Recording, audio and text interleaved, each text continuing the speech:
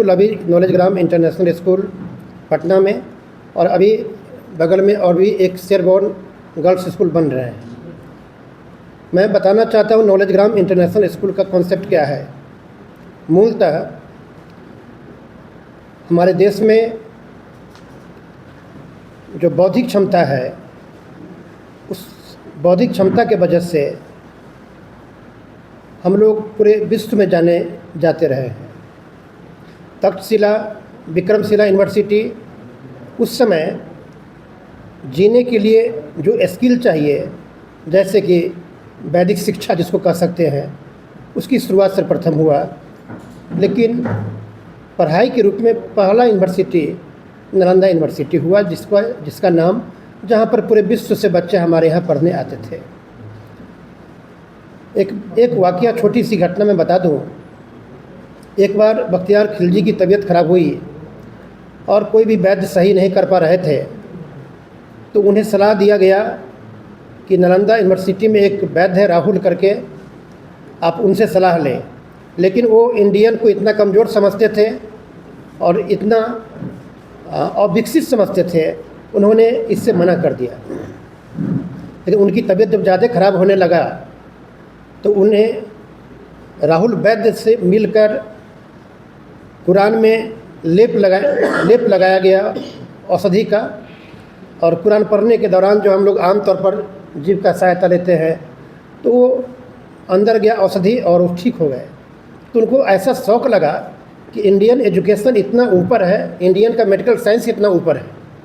उन्होंने नालंदा यूनिवर्सिटी में आग लगा दी और पुस्तकालय धुआं करके धाए जलते रहा, महीनों तक जलता रहा। तो हम लोग को गुलामी में जकड़ा गया, हमें गुलाम बनाया गया, और आज भी उस गुलामी से हम लोग बाहर नहीं निकल पाए हैं।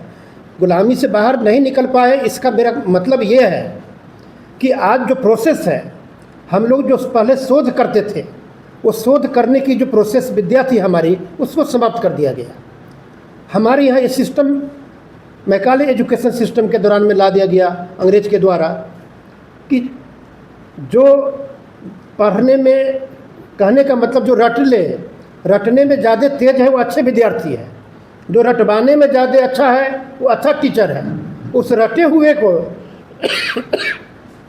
किताब जो ज़्यादा उतार दे एग्ज़ाम में, तो वो अच्छे स्कोरर हो गए।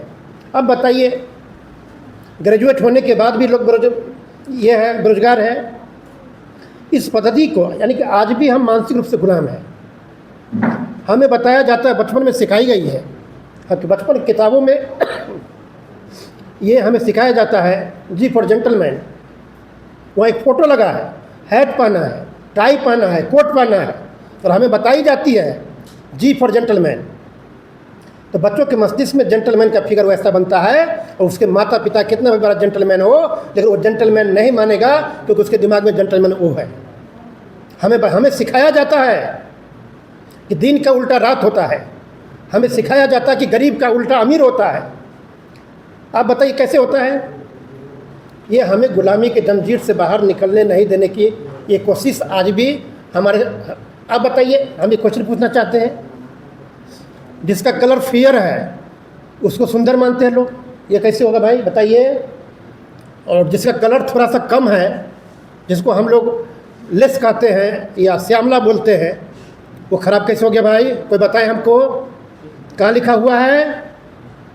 अंग्रेज़ों का दिया हुआ है। आज भी हमारे दिमाग में साहेब है। अंग्रेज गोरा हुआ करते थे, तो साहेब का मतलब जो गोरा है वो साहेब है। हम अगर श्यामला है तो हम कमज़ोर है, कमतर है उससे। ये भेदभाव घर तक फैला हुआ है। तो नॉलेज ग्राम स्कूल एक सिस्टम नहीं, यह एक आप कहें कि सौगंध है, एक नॉलेज ग्राम मुहिम है। हम इस सिस्टम के बियॉन्ड न्यू एजुकेशन पॉलिसी में इसे बताया गया है, लेकिन इसे अडॉप्ट करने में काफ़ी टाइम लगेगा। लोग मेंटली प्रिपेयर नहीं है।